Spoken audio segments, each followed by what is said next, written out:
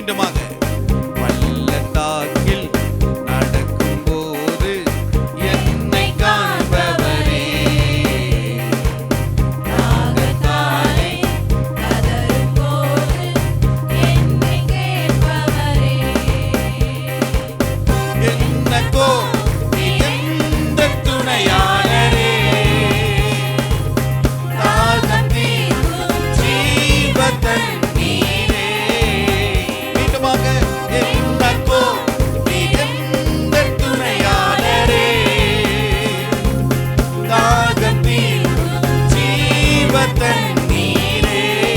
மீண்டுமாக என்னக்கோ எந்த துணையாளரே,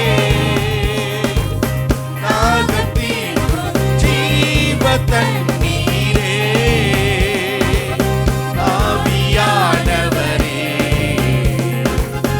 ஆவியானவரே, ஆவியானவரே, ஆவியானவரே. மீண்டுமாக பள்ளத்தாக்கில் நடக்கும் போது என்னை காண்பவரே, தாகத்தாலே கதறும் போது என்னை கேட்பவரே, பள்ளத்தாக்கில் நடக்கும் போது என்னை காண்பவரே, தாகத்தாலே கதறும் போது என்னை கேட்பவரே, என்னக்கோ என்னக்கோ எந்த துணையாளரே, தாகம் தீர்க்கும் ஜீவ தண்ணீரே. எல்லாரும் சேர்ந்து கேளுங்க. என்னக்கோ எந்த துணையாளரே, தாகம் தீர்க்கும் ஜீவ தண்ணீரே. மீண்டுமாக என்னக்கோ எந்த துணையாளரே, தாகம் தீர்க்கும் ஜீவ தண்ணீரே. ஆவியானவரே, ஆவியானவரே, ஆவியானவரே, ஆவியானவரே. இருள் நிறைந்த பள்ளத்தாக்கில் உணர்ந்து சொல்லுங்க பார்க்கலாம். அப்பாவை பார்த்து சொல்லுங்க. கலங்க மாட்டேன், திகைக்க மாட்டேன், நீர் என்னோடு உண்டு. இருள் நிறைந்த பள்ளத்தாக்கில் நடக்க நேர்ந்தாலும் கலங்க மாட்டேன், திகைக்க மாட்டேன், நீர் என்னோடு உண்டு. வார்த்தையாலே தேற்றுவீர், சமூகத்தாலே நடத்துவீர், ஓ வார்த்தையாலே உடைய பிரசன்னத்தாலே பிரசன்னத்தாலே நடத்துவீர். என்னக்கோ நீ எந்த துணையாளரே, தாகம் தீர்க்கும் ஜீவ தண்ணீரே. வாய்களை திறந்து நீ எந்த துணையாளரே, தாகம் தீர்க்கும் ஜீவ தண்ணீரே. ஆவியானவரே, ஆவியானவரே, என் பலனாகிய தேவனே, ஆவியானவரே, என் பலனாகிய கிறிஸ்துவே, ஆவியானவரே,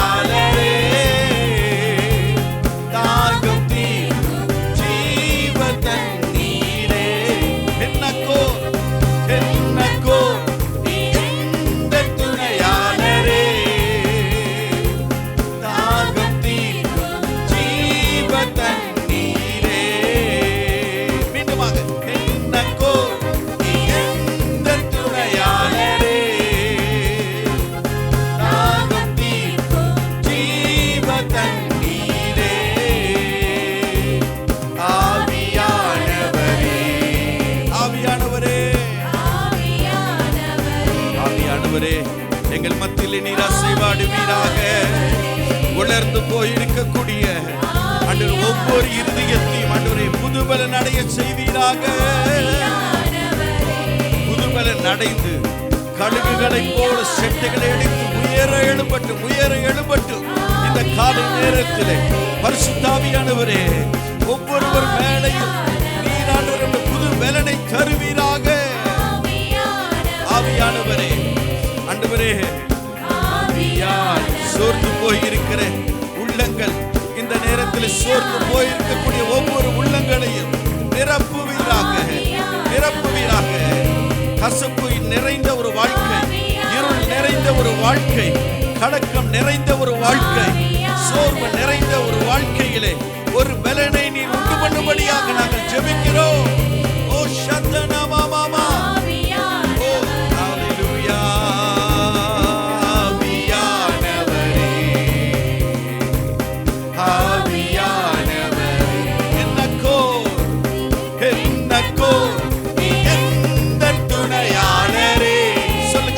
வாய்களை திறந்து சபையே தாகம் தீர்க்கும் நம்முடைய ஜீவன் தண்ணீராய் இருக்கிறவரே சொல்லுங்க, என்னக்கோ எந்த துணையாளரே,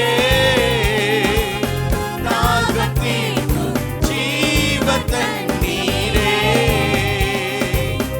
ஆவியானவரே, ஆவியானவரே, ஆவியானவரே, எங்கள் தூய ஆவியானவரே, மீண்டுமாக ஆவியானவரே, ஆவியானவரே. எவ்வளவு பெரிய ஒரு நன்மை பாருங்க, எவ்வளவு பெரிய ஒரு ஆசீர்வாதம். அன்றைக்கு சமாரியா ஸ்திரீ ஒருவள் இருந்தாள். அவள் கிணற்றண்டையிலே தண்ணீரை வார்த்து கொண்டு இருக்கும்போது, தன் மிருக ஜீவனுக்காக தண்ணீரை வார்த்து கொண்டு இருக்கும்போது இயேசு அந்த இடத்திற்கு வர்றார். தாகமாய் இருக்கிறது அப்படின்னு சொல்லும்போது, அந்த தாகத்தை தீர்க்கிறதுக்கு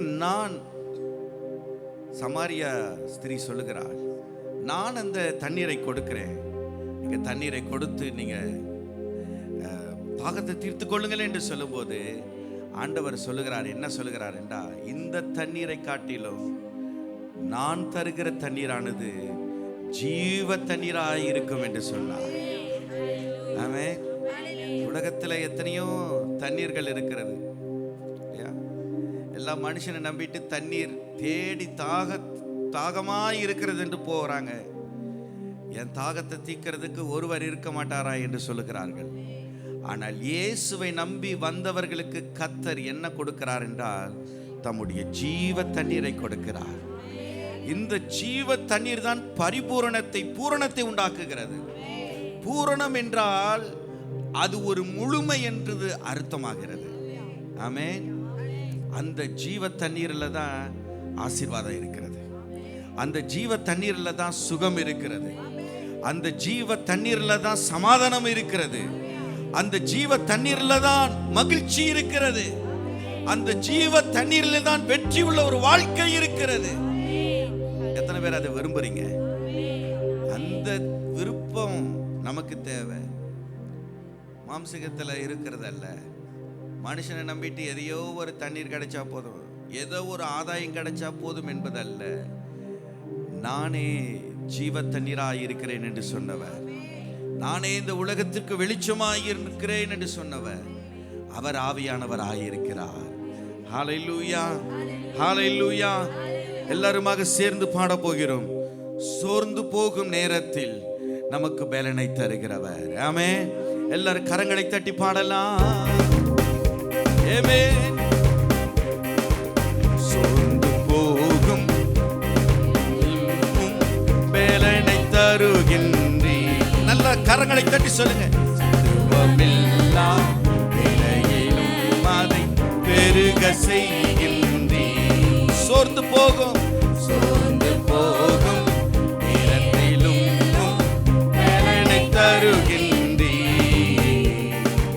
சத்துவமெல்லாம்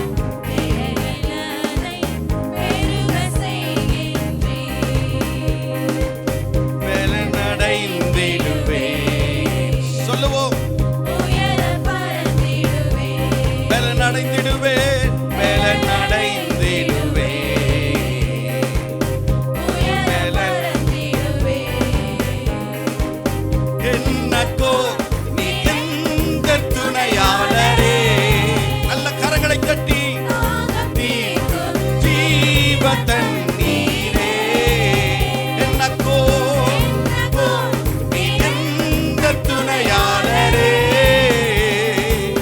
தாகம் தீர்க்கும் ஜீவ தண்ணீரே மீண்டுமாக சேர்ந்து என்னக்கோ நீ எந்த துணையாளரே தாகம் தீர்க்கும் ஜீவ தண்ணீரே என்னக்கோ நீ எந்த துணையாளரே தாகம் தீர்க்கும் ஜீவ தண்ணீரே ஆவியானவரே ஆவியானவரே ஆவியானவரே ஆவியானவரே என்னக்கோ என்னக்கோ நீ எந்த துணையாளரே எத்தனை பேர் சொல்லுவீங்க இந்த காலை நேரத்திலே அவரே நமக்கு தாகத்தை தீர்க்கிறவர் ஏமே என்னக்கோ சதனமமம நீர் எங்களுக்கு துணையா இருக்கிறீர் எங்கள் தாகத்தை தீர்க்கக்கூடிய ஜீவ தண்ணீரே ஓ என்னக்கோ நீ எந்த துணையாளரே தாகம் தீர்க்கும் ஜீவ தண்ணீரே ஆவியானவரே ஆவியானவரே ஆவியானவரே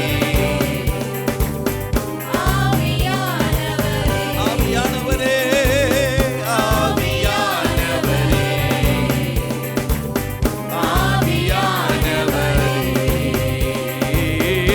ஆவியானவரே ஆவியானவரே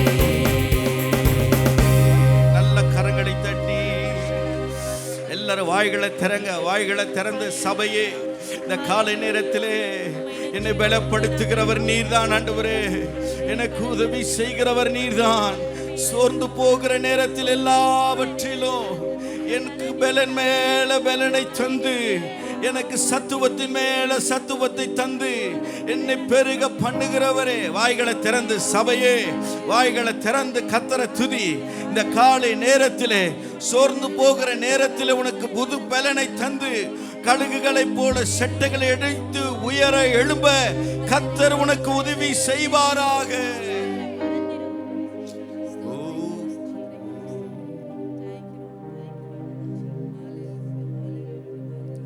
கர்த்தரை துதிக்கும் போது அவருடைய நாமத்தை நீங்க உயர்த்த உயர்த்த பரலோகத்துக்குள்ளேயே நீங்க உள்ள என்ட்ராகிறீங்க. பரலோகம் உங்களை தேடி வருகிறது. நீங்க பரலோகத்தை தேடி போகணும்னு அவசியம் இல்லை. நீங்க இருக்கக்கூடிய இடமே பரலோகமாய் மாறும். நீங்க துதிக்கிற பட்சத்துல, நீங்க ஆராதிக்கிற பட்சத்துல கர்த்தர் உங்களை தேடி வருகிறவராய் இருக்கிறார். எங்கே 2-3 பேர்கள் என் நாமத்தினாலே அவர்கள் கூடுகிறார்களோ நான் அங்கே வருவேன் என்று சொன்ன கர்த்தர் இந்த காலை நேரத்திலே நம்மத்திலே கடந்து வந்து நிற்கிறார். கடந்து வர அவர் வல்லமையுள்ளவராய் இருக்கிறார். விடுதலையை உண்டு பண்ணுவதற்கு அவர் பாத்திரராய் இருக்கிறார். சபையை எல்லாரும் கரங்களை தட்டி நல்ல வாய்களை திறங்க, வாய்களை திறங்க. Open your mouth, open your mouth. Shout and praise his holy name. அவருடைய நாமத்தை துதிப்பதற்கு தான் நீங்க வந்திருக்கிறீங்க சகோதரி. அவருடைய நாமத்தை துதிப்பதற்கு தான், அவரை நாமத்தை ஆராதிப்பதற்கு தான் கர்த்தர் உங்களை தெரிந்தெடுத்திருக்கிறார். மகனே மகளே, ஆவியானவரே, தூய ஆவியானவரே, ஆவியானவரே, பரலோகமே உம்மை துதிப்பதா. சொல்லுங்க, கர்த்தாவே. நல்ல 2 கரங்களை உயர்த்தி எங்கள் ஆலயத்தில் உம்மை துதிக்கிறோம். கர்த்தாவே எழுந்தருளும். சொல்லுங்க, பரலோகமே உம்மை துதிப்பதா.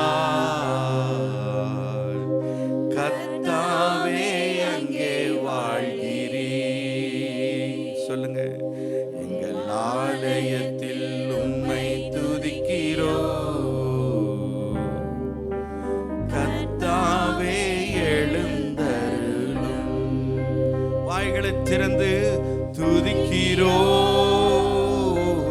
துதிக்கிறோ ஒன்றாக கூடி துதிக்கிறோ. சபையே சொல்லுங்க, துதிக்கிறோ துதிக்கிறோ ஒன்றாக கூடி துதிக்கிறோ. எல்லாரும் எழும்பி நிற்கலாமா? ஆண்டவரின் சமூகத்தில் ஆண்டவரே உம்மை துதிப்பதற்காக நாங்கள் வந்திருக்கிறோம். தேவ ஜனமே, இந்த காலை நேரத்தில் நாம் துதிக்கலாம்.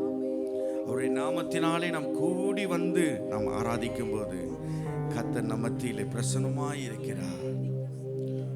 உந்தன் நாமம் உயர்த்தும் இடத்தில் அங்கே வாசம் செய்வி.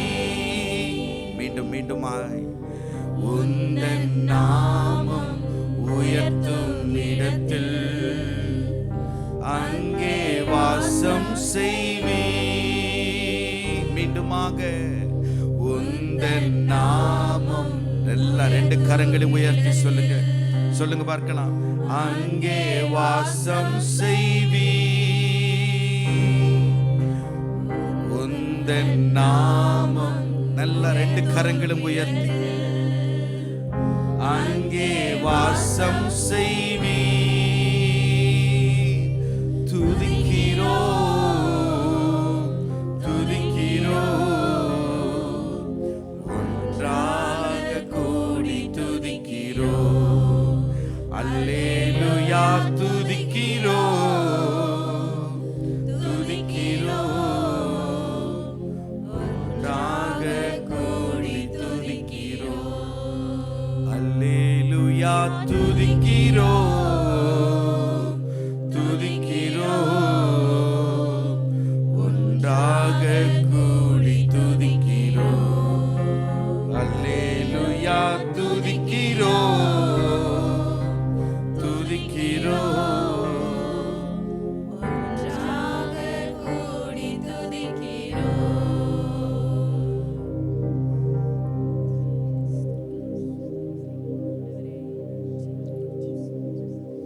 தேவன் வாசம் பண்ணுகிற இடம் மகிழ்ச்சி நிறைந்த ஒரு இடம்,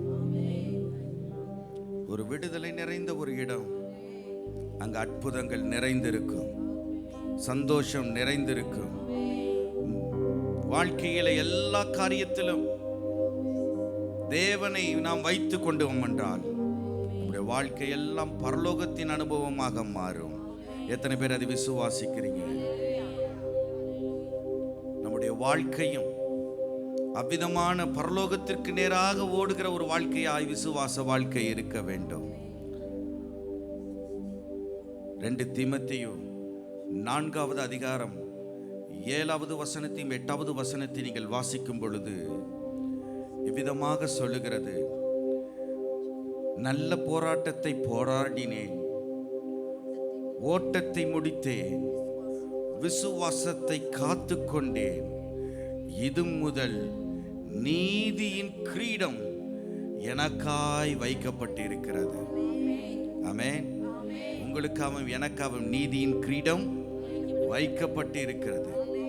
கீழே உள்ள வசனத்தை வாசிக்கும் போது, நீதியுள்ள நியாயாதிபதியாகிய கர்த்தர் அந்நாளிலே அதை எனக்கு தந்தருளுவாராக. 2 கரங்களையும் உயர்த்தி சொல்லுங்கள். நீதியுள்ள நியாயாதிபதியாகிய கர்த்தர் அதை எனக்கு தந்தருளுவாராக. எனக்கு மாத்திரமல்ல, அவர் பிரசன்னமாகுதலை விரும்புகிற யாவருக்கும் அதை தந்தருளுவாராக. நம்ம கிறிஸ்துவ வாழ்க்கையை அதை நோக்கி தான் முன்னோக்கி போகிறது.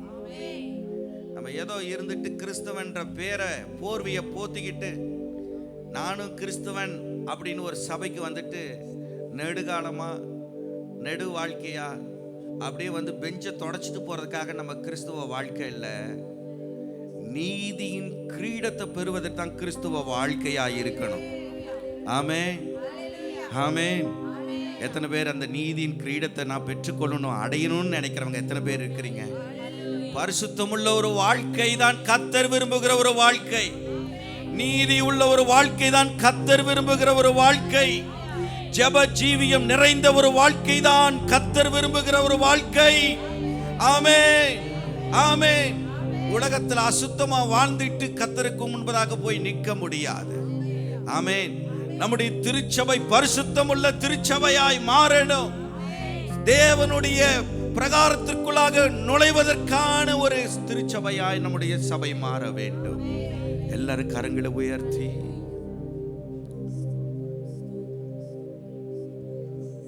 ஓட்டத்தை ஜெயமுடன் சொல்லுங்க. நானும் ஓடிட அருள் செய்வார். ஓட்டத்தை ஜெயமுடன் நானும் ஓடிட அருள் செய்வார். விசுவாச பாதையில்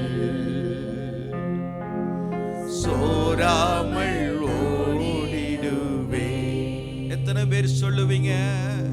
விசுவாச பாதையில் சோராமல் ஓடிடுவே. பரலோகமே என் சொந்தமே என்று காண்பேனோ. பரலோகமே, பரலோகமே என் சொந்தமே என்று காண்பேனோ. உள்ளத்தின் ஆழத்திலிருந்து கரங்களை உயர்த்தி சொல்லுங்க. என் இன்ப இயேசுவை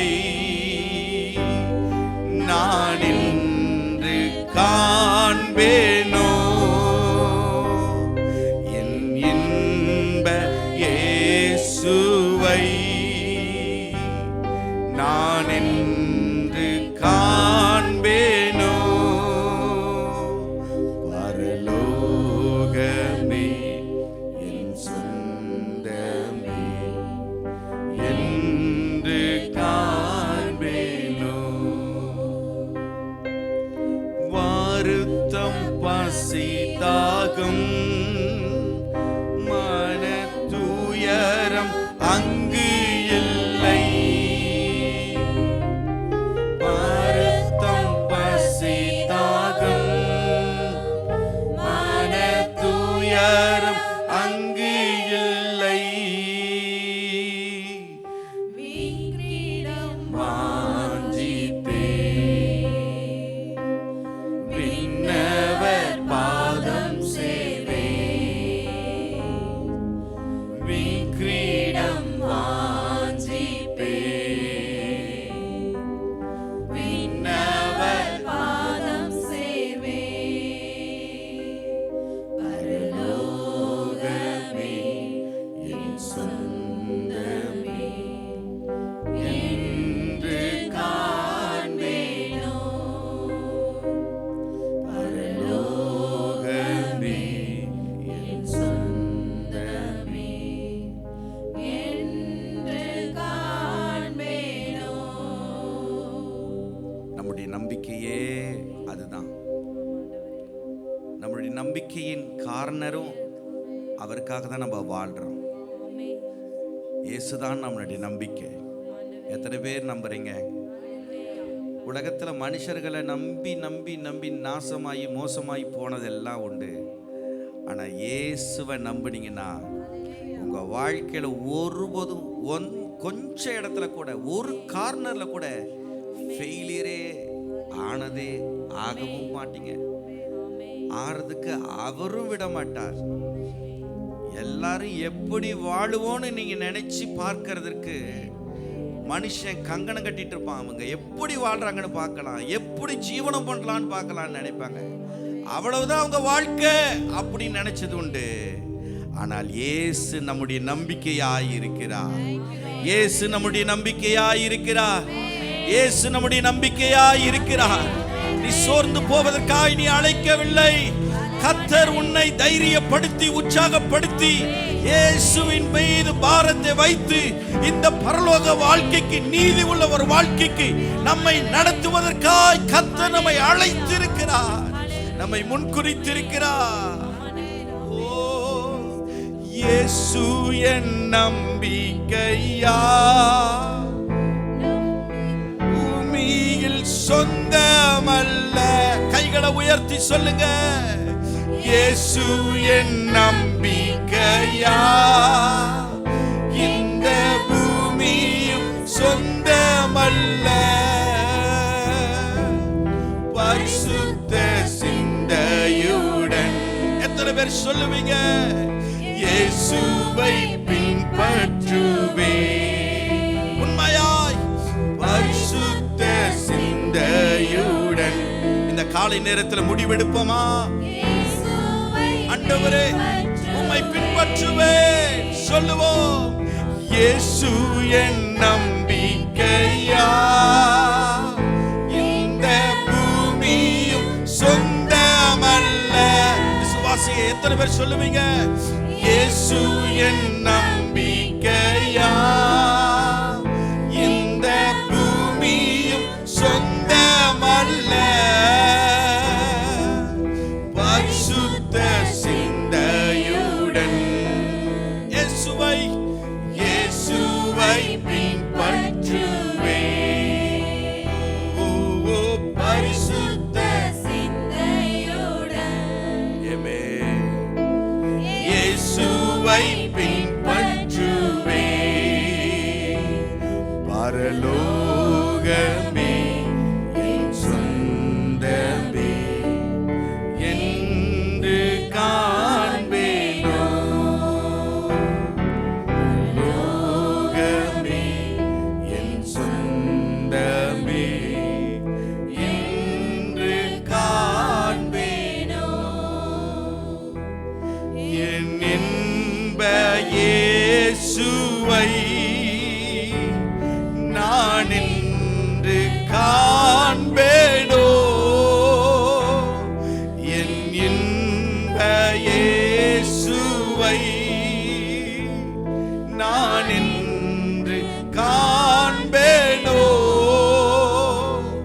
பரலோகமே என் சொந்தமே என்று காண்பேனோ.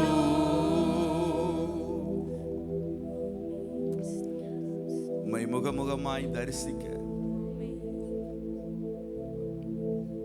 நாங்கள் உலகத்தில் மட்டுமல்ல ஆண்டவரே, உலகத்தில் மட்டும் நாங்கள் வாழ்ந்து விட்டு போவதல்ல, நிரந்தரமாய் எவர் அண்ட் எவராய் நாங்க உங்க சன்னிதானத்துல வந்து நாங்கள் உம்மை துதிக்கணும் ஆண்டவரே.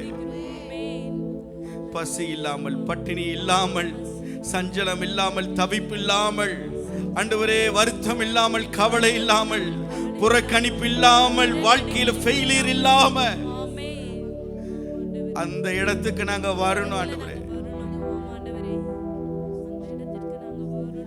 இந்த இடத்துக்கு எங்களை அழைத்து செல்லும். முதலாவது நாங்க இருக்கக்கூடிய இடத்துல, இந்த பூமியில எங்களை பரிசுத்தமாக்கி பரலோகத்தின் வாழ்க்கையே நாங்க வாழணும் ஆண்டவரே. எங்களுக்கு கிருபை செய்தருளும், கிருபை செய்தருளும். இயேசுவின் நாமத்தில் ஜெபிக்கிறோம் எங்கள் ஜீவனுள்ள நல்ல பிதாவே.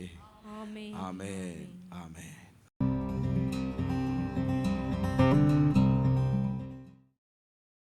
அல்லேலூயா. கர்த்தருக்குள் மகிழ்ச்சியாக இருப்பதே நம்முடைய பலன். கர்த்தருக்குள் மகிழ்ச்சியாக இருப்பதே நம்முடைய பலன். அதனால தான் சொல்கிறார், என் பலனாகிய கர்த்தாவே உம்மிடத்தில் நான் அன்பு கூறுவேன். அப்போ அவர் தான் நமக்கு பலனாகிய கர்த்தர். அவரிடத்தில் நம்ம அன்பு கூற அவருடைய பலன் நமக்கு பரிபூரணமாக இருக்கும். இப்பொழுது தேவனுடைய வார்த்தைக்கு நேராக வருவதற்கு முன்பதாக உடைய கண்களை மூடி ஜெபிப்போம். கர்த்தாவே, எங்களுக்கு இந்த 2025ஆம் ஆண்டு கடந்த ஏறக்குறைய 6 மாதங்களாக பாதுகாத்து எங்களை ஆண்டவரே இந்த 6வது மாதத்துடைய கடைசி பகுதிகளை கொண்டு வந்து வைத்திருக்கிறீரப்பா. இந்த உலகத்திலே நடக்கக்கூடிய எத்தனையோ விதமான நிகழ்ச்சிகள், போராட்டங்கள், யுத்தங்கள், ஆண்டவரே மனித குலத்திலே ஏற்படக்கூடிய வியாதிகள், துன்பங்களை பார்க்கும் பொழுது நாங்கள் இந்த நேரத்திலே உம்முடைய சமூகத்திலே வந்து நிற்பதும் நிர்மூலமாகாதிருப்பதும் உம்முடைய பெரிய கிருபையாயிருப்பதற்காக ஸ்தோத்திரம். ஆண்டவரே உம்முடைய கிருபை எங்களை தாங்கி வருவதற்காக ஸ்தோத்திரம். இதை கேட்கின்ற ஒவ்வொருவரையும் உம்முடைய கரத்திலே ஒப்பு கொடுக்கிறோம். உம்முடைய கிருபை தாங்கட்டும். இந்த வார்த்தைகளை ஆசீர்வதித்து தாரும். பரிசுத்த ஆவியானவர் ஆசீர்வதித்து தாரும். பரிசுத்த ஆவியானவருடைய கரத்தில் ஒப்பு கொடுக்கிறோம்.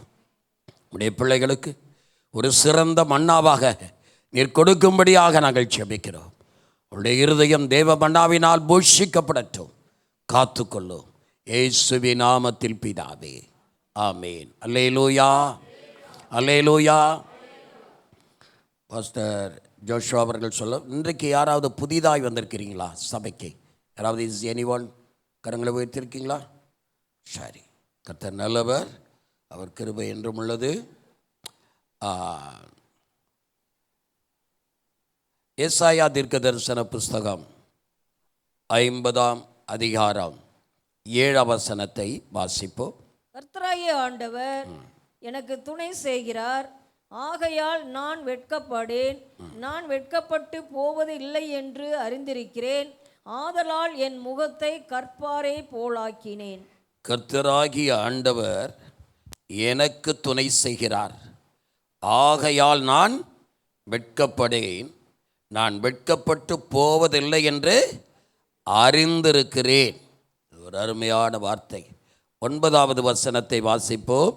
இதோ கர்த்தராகிய ஆண்டவர் எனக்கு துணை செய்கிறார், என்னை ஆக்கினைக்குள்ளாக தீர்க்கிறவன் யார்? இதோ அவர்கள் எல்லாரும் ஒரு வஸ்திரத்தை போல பழசாவார்கள், பொட்டுப்பூச்சி அவர்களை அரிக்கும். இதோ கர்த்தராகிய ஆண்டவர் எனக்கு துணை செய்கிறார், என்னை ஆக்கினைக்குள்ளாக தீர்க்கிறவன் யார்? 10வது வசனம். உங்களில் எவன் கர்த்தருக்கு பயந்து அவருடைய தாசனின் சொல்லை கேட்டு தனக்கு வெளிச்சம் இல்லாததினால் இருட்டிலே நடக்கிறானோ, அவன் கர்த்தருடைய நாமத்தை நம்பி தன் தேவனை சார்ந்து கொள்ள கடவன். அவன் கர்த்தரை நம்பி தன் தேவனை சார்ந்து கொள்ள கடவன். இந்த 3 வசனங்களையும் நாம் தியானிக்கிறோம். கர்த்தராகிய ஆண்டவர் எனக்கு துணை செய்கிறார், ஆகையால் நான் வெட்கப்பட்டு போவதில்லை. இரண்டாவதாக, கர்த்தராகிய ஆண்டவர் எனக்கு துணை செய்கிறார், என்னை ஆக்கினைக்குள்ளாக தீர்க்கிறவன் யார்? மூன்றாவதாக, அவன் கர்த்தரை நம்பி தன் தேவனை சார்ந்து கொண்டவனாக இருக்கிறான். எனக்கு அருமையானவர்களே, இந்த உலக வாழ்க்கைக்குள்ளாக பார்க்கும் பொழுது, இந்த 6 மாத காலங்களாக உலகத்தை உற்று நோக்கி பார்க்கும் பொழுது, தேசத்தை பார்க்கும் பொழுது, நாம் நினைக்கக்கூடாத சம்பவங்கள் எல்லாம் நிகழ்ந்து கொண்டிருக்கிறது. இந்த உலகத்தினுடைய முடிவு மிக சீக்கிரமாக இருக்கிறது. கர்த்தருடைய வருகை அதிசீக்கிரமாக இருக்கிறது. இந்த நாட்களில் நாம் எப்படி ஆண்டவரோடு ஒரு விசுவாசத்தில் வாழ வேண்டும் என்பதற்கு இந்த 2 வார்த்தைகளும் நமக்கு உறுதுணையாக இருக்கிறது. கர்த்தராகிய ஆண்டவர் எனக்கு துணை செய்கிறார், ஆகையால் நான் வெட்கப்பட்டு போவதில்லை. இந்த வசனத்தை ஒரு சகோதரியை முன்வைத்து பேச இருக்கிறேன். இரண்டாவதாக, கர்த்தராகிய ஆண்டவர் எனக்கு துணை செய்கிறார், என்னை ஆக்கினைக்குள்ளாக தீர்க்கிறவன் யார்? இந்த வசனத்தை வேதத்தில் உள்ள ஒரு சகோதரை முன்வைத்து பேச இருக்கிறேன். இந்த 2 வார்த்தைகளும் 2 வேத புருஷர்களை முன்பாக வைத்து பேச இருக்கக்கூடிய ஒரு சம்பவம். இந்த முதலாவதாக வாசிக்கும் பொழுது, கர்த்தராகிய ஆண்டவர் எனக்கு துணை செய்கிறார், ஆகையால் நான் வெட்கப்பட்டு போவதில்லை. நாம் நினையாத சம்பவங்கள் இந்த உலகத்திலே பல காரியங்கள் நம்முடைய வாழ்க்கையில் நடந்திருக்கலாம், நம்முடைய வாழ்க்கையில் நடந்து கொண்டிருக்கலாம். அந்த சம்பவங்கள் நடக்கும் பொழுது என் வாழ்க்கை அப்படியே வெட்கப்பட்டு போயிடுமா? என் வாழ்க்கை வெட்கத்திற்குரியதாக மாறிவிடுமா? என் வாழ்க்கை இதோடு நின்று விடுமா? என் வாழ்க்கையில் ஒரு உயர்வு வராதா என்று சிந்திக்கக்கூடியவர்கள் ஏராளம் உண்டு. அதே நேரத்தில் எல்லாம் சரியாக இருக்கும், எல்லாம் சமாதானமாக இருக்கும். ஆனால் எப்பொழுது என்ன எப்படி சம்பவிக்கும் என்பது நமக்கு தெரியாது. அது சம்பவிக்கும் போது நம் தலையில் அநேக நேரத்தில் இடி விழுந்ததை போல சில சூழ்நிலைகள் ஏற்படும். இதற்கு உதாரணமாக எடுத்துக்கொள்ளக்கூடியது ரூத்தின் புஸ்தகம். ரூத்தின் புஸ்தகத்தை எடுத்துக்கொள்வோம்.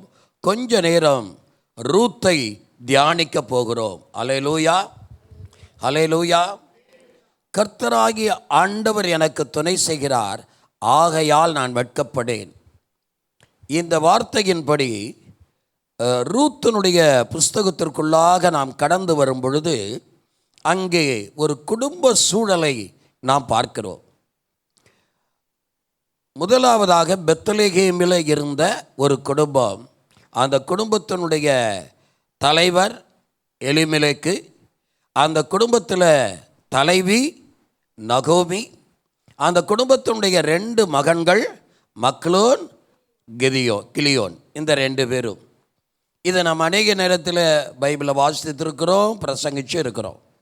இந்த 2 பேருடைய வாழ்க்கையில் பார்க்கும் பொழுது, இந்த குடும்பத்தை பார்க்கும் பொழுது, இந்த கணவன் மனைவி 2 குமாரர்கள், இவர்கள் ஆண்டவராகிய இயேசு கிறிஸ்து பிறந்த அந்த பெத்லகேம், தாவீது ராஜா வாழ்ந்த அந்த பெத்லகேம், அந்த பெத்லகேமில் இவர்களும் வாழ்ந்தார்கள்.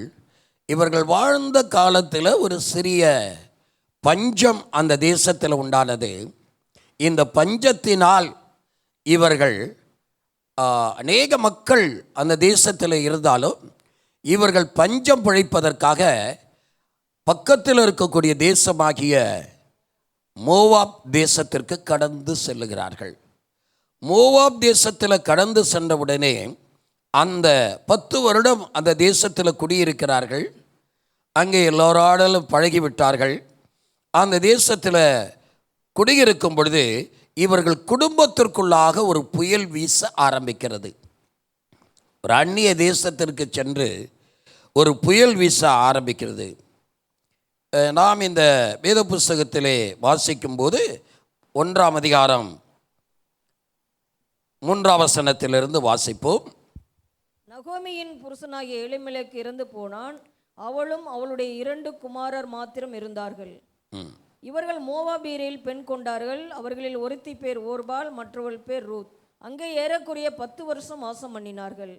பின்பு மக்லோன் கிலியோன் என்னும் அவர்கள் இருவரும் இறந்து போனார்கள். அந்த ஸ்திரீ தன் குமாரர் இருவரையும் தன் புருஷனையும் இழந்து தனித்தவளானாள். அந்த ஸ்திரீ இங்கே பார்க்கும் பொழுது நகோமி, அந்த ஸ்திரீ தன் குமாரரையும் தன் புருஷனையும் இழந்து தவித்தவளானாள். 4 பேர் சென்ற அந்த தேசத்தில் கணவனையும் நகோமி இழந்து விட்டார்கள், 2 மகன்களையும் இழந்து விட்டார்கள். இவர்கள் எல்லாரும் அந்த குடும்பத்தில் அந்த ஊரில் போய் குடியிருந்தவர்கள். இங்கே வேதத்தில் வாசிக்கும் போது கர்த்தருக்கு 2ஆம் வசனத்திலிருந்து வாசிமா. அந்த மனுஷனுடைய பேர் எலிமெலேக்கு, அவன் மனைவியின் பேர் நகோமி. அவனுடைய 2 குமாரரில் ஒருவன் பேர் மக்லோன், மற்றொருவன் பேர் கிலியோன். யூதாவில் உள்ள பெத்லகேம் ஊராகிய இப்ராத்தராகிய அவர்கள் மோவாப் தேசத்திற்கு போய் அங்கே இருந்து விட்டார்கள். நகோமியின் புருஷனாகிய எலிமெலேக்கு இறந்து போனான். நகோமியின் புருஷனாகிய எலிமெலேக்கு இறந்து போனால் அவளும் அவளுடைய 2 குமாரர் மாத்திரம் இருந்தார்கள். அவளுடைய 2 குமாரர் மாத்திரம் இருந்தார்கள். இவர்கள் மோவாபியரில் பெண் கொண்டார்கள். அவர்களில் ஒருத்தி பேர் ஓர்பால், ஒருத்தியின் பேர் ஓர்பால், மற்றவள் பேர் ரூத். மற்றவள் பேர் ரூத். அங்கே ஏறக்குறைய 10 வருஷம் குடியிருந்தார்கள். பின்பு மக்லோன் கிலியோன் என்னும் அவர்கள் இருவரும் இறந்து போனார்கள். பின்பு மக்லோன் கிலியோன் என்ற இருவர் இறந்து போனார்கள். இப்ப அந்த குடும்பத்தில் 3 இறப்பு வந்து விடுகிறது. 2 திருமணமானது. அந்நிய தேசத்தில் போய் 2 மகன்களுக்கும் கல்யாணத்தை கட்டுறாங்க. குடும்பம் நல்லா இருக்கிறது. ஒரு 10 வருஷத்துக்குள்ளாக அந்த குடும்பத்தில் ஒரு புயல் வர ஆரம்பிக்குது, மிகப்பெரிய புயல். அந்த புயல் அந்த குடும்பத்திற்குள் வீச ஆரம்பித்த உடனே கணவன் மரிக்கிறான், அம்மையார் நகோமி விதவையாகிறார்கள். முதல் மகன் மரிக்கிறான், ஒர்பாள் விதவையாகிறாள். 2வது மகன் மரிக்கிறான், ரூத் விதவையாகிறாள். இப்போ 3 பேர் ஆண்கள் இல்லாத ஒரு குடும்பத்தில் 3 பெண்கள் விதவையாக்கப்பட்டவர்களாக வாழ்கிறார்கள். இது ஒரு பெரிய புயல். அப்படிப்பட்ட புயல் யுத்த களங்களில் ஏற்படும். அப்படிப்பட்ட புயல் வெள்ளச்சேதங்கள் ஏற்பட்ட இடங்களில் ஏற்படும். ஆனால் இந்த குடும்பத்திற்கு ஏற்பட்ட புயல் எதனால் மரித்தார்கள் என்று தெரியாது, ஆனால் மரித்து விட்டார்கள். ஆனால் வேதம் சொல்லுகிறது, இந்த வசனங்களை நாம் தியானித்து பார்க்கும் பொழுது கர்த்தருக்கு ஸ்தோத்திரம், இந்த குடும்பத்திற்கு என்ன வந்திருக்கிறது? மரணமும் இழப்பும் தனிமையும் கசப்பும் இந்த 3 பேருக்கு வந்திருக்கிறது. வேத வசனத்தில் 6ஆம் வசனத்தை நாம் வாசிக்கிறோம். கர்த்தர் தம்முடைய ஜனங்களை சந்தித்து அவர்களுக்கு ஆகாரம் அருளினார் என்று அவள் மோவாப் தேசத்திலே கேள்விப்பட்டு இங்க ஒரு நற்செய்தியை கேள்விப்படுகிறாள். இந்த இழப்பெல்லாம் போன பிற்பாடு கணவன் இறந்துட்டான், மூத்த மகன் இறந்துட்டான், 2வது மகன் இறந்துட்டான். இந்த 2 பெண் பிள்ளைகளையும் பாதுகாக்கக்கூடிய அந்த பெரிய பொறுப்பு அந்த வயதான நகோமி அம்மாவுக்கு இருக்குது. இப்போ ஒரு நற்செய்தியை கேள்விப்படுகிறாங்க. கர்த்தர் தம்முடைய ஜனத்தை சந்தித்து அவர்களுக்கு ஆகாரம் அருளினார் என்று மோவாப் தேசத்தில் கேள்விப்பட்டாள். இப்போ இந்த வார்த்தை பார்க்கிறோம். பஞ்சம் ஏற்பட்ட காலங்களில் கர்த்தர் தம் ஜனத்தை சந்தித்தார் என்று அந்த அம்மாவுக்கு அந்த எண்ணம் இல்லாமல் இருந்தது. பெத்லகேம் என்று சொன்னாவே அப்பத்தின் வீடு என்ற அர்த்தம். என்ன அர்த்தம்? அப்பத்தின் வீடு. பெத்தேல், பெத்லகேம், இது அப்போ ஆகாரம் உள்ள வீடு. இந்த அப்பத்தின் வீடு ஆகிய பெத்லகேமிலேயே ஆகார பஞ்சம் ஏற்பட்டதினால அவர்கள் சொல் புத்திக்கு ஒரு வேளை செஞ்சாங்களா, சுய புத்தியின் மேலே செஞ்சாங்களா என்று தெரியாது. ஏதோ ஒரு அவர்களுக்கு ஏற்பட்ட மரணம் வந்து விடுமோ, இந்த பஞ்சத்தில் செத்து விடுவோமோ, இந்த பஞ்சம் நம்ம காப்பாற்றப்படையாமல் மூடி விடுமோ என்று ஒரு மன பலவீனத்தினால் ஒரு ஆலோசனை செய்ததினால் மோவாப் தேசத்திற்கு கடந்து சென்றார்கள். மோவாப் தேசத்திற்கு கடந்து சென்ற அந்த குடும்பங்களுக்கு பெரிய இடி விழுந்த பாதி 3 குமாரர்களும் மரித்து விட்டார்கள். இப்பொழுது அந்த அம்மா கேள்விப்படுகிறாள், கர்த்தர் தம்முடைய ஜனத்தை சந்தித்தார் என்று கேள்விப்படுகிறார். அப்ப இதில் அருமையானவர்களே, 2வதாக 8ஆம் வசனத்தில் வாசிக்கிறோம். நகோமி தன் 2 மருமக்களையும் நோக்கி, நகோமி தன் 2 மருமக்களை நோக்கி, நீங்கள் இருவரும் உங்கள் தாய் வீட்டுக்கு திரும்பி போங்கள், நீங்கள் இருவரும் உங்கள் தாய் வீட்டுக்கு திரும்பி போங்கள். மரித்தவர் போனவர்களுக்கும் எனக்கும் நீங்கள் தயை செய்தது போல கர்த்தர் உங்களுக்கும் தயை செய்வாராக. கர்த்தர் உங்களுக்கும் தயை செய்வாராக. 9வது வசனம். கர்த்தர் உங்கள் இருவருக்கும் வாய்க்கும் புருஷனுடைய வீட்டிலே நீங்கள் சுகமாய் வாழ்ந்திருக்க செய்வாராக என்று சொல்லி அவர்களை முத்தமிட்டாள். இந்த வார்த்தையில நம்ம பார்க்கிற நகோமியினுடைய ஒரு பெரிய விசுவாசத்தை பார்க்கிறோம். அவள் கணவனை இழந்தவளாக இருந்தாலும், தன்னுடைய 2 குமாரர்களை இழந்தவளாக இருந்தாலும், கர்த்தர் மேல அவருக்கு ஒரு பெரிய விசுவாசம் இருந்தது. அந்த விசுவாசம் அவளை விட்டு நீங்கவில்லை. ஆதலால் சொல்லுகிறார், கர்த்தர் தமது ஜனத்தை சந்தித்தார் என்று அவள் கேள்விப்பட்டாள். அருமையானவர்களே, இதிலிருந்து நாம் என்ன தெரிஞ்சு கொள்கிறோம்? இன்றைக்கு அந்த நிலையில், இன்றைக்கு சபையில் அப்படிப்பட்ட சூழ்நிலையில் இருக்கலாம். அநேக நேரத்தில் நம்முடைய வாழ்க்கையில், ஏன் என் வாழ்க்கையில் இப்படியெல்லாம் சம்பவித்தது, ஏன் என் வாழ்க்கையில் இந்த நிலைமையெல்லாம் வந்தது, ஏன் என்னுடைய வாழ்க்கையில் இப்படிப்பட்ட சம்பவங்கள்லாம் நடந்து கொண்டிருக்கிறது என்று நாம் சிந்தித்து சிந்தித்து கவலைப்படுவோம். ஒரு நாள் வரும், கர்த்தர் தம்முடைய ஜனத்தை சந்திக்கக்கூடிய நாள். அல்லேலூயா. அதுதான், அதுக்காக தாவீது ராஜா சொல்கிறாரு, நான் கர்த்தருக்கு பொறுமையோடு காத்திருந்தேன், அவர் என்னிடமாய் சார்ந்து என் விண்ணப்பத்தை கேட்டார். அந்த பொறுமை என்பது சபைக்கோ விசுவாசிகளுக்கோ தெய்வ பிள்ளைகளுக்கோ இருக்கக்கூடிய ஒன்று. நாம் கடந்த நாட்களில் அவசரப்பட்டு எடுத்த அநேக முடிவுகள், கடந்த காலங்களில் நாம் நம்முடைய நிலைமையை சீர்தூக்கி பாராதபடி, நம்முடைய குடும்பத்தை சீர்தூக்கி பாராதபடி, அல்லது தேவ வார்த்தைகளை கேட்க முடியாதபடி, அல்லது தேவனுடைய வசனத்திற்கு கீழாக நிற்க முடியாதபடி, அல்லது தேவனுடைய சித்தம் எங்களுடைய வாழ்க்கையில் என்ன என்று நம்ம உணர முடியாதபடி செய்த அநேக காரியங்கள் இன்றைக்கு நம்முடைய வாழ்க்கையில் ஒரு பெரிய பாரமாக வந்து நின்று கொண்டிருக்கும். நம்ம குடும்பத்தில் வெளியில் சொல்ல முடியாத பாரங்கள் இருக்கும், வெளியில் சொல்ல முடியாத பிரச்சனைகள் இருக்கும். ஆனால் தேவ பிள்ளைகள் நம்ம வாசிக்கும் போது வாசிக்கிறோம், கர்த்தர் தமது ஜனத்தை சந்தித்தார். அப்போ என்றைக்கு இருந்தாலும் அவர் சந்திக்கிற தேவன். அல்லேலூயா. பாருங்க, மோவாப் தேசத்துக்கு போகாமல் அங்கே பொறுமையாக இருந்திருக்கணும்.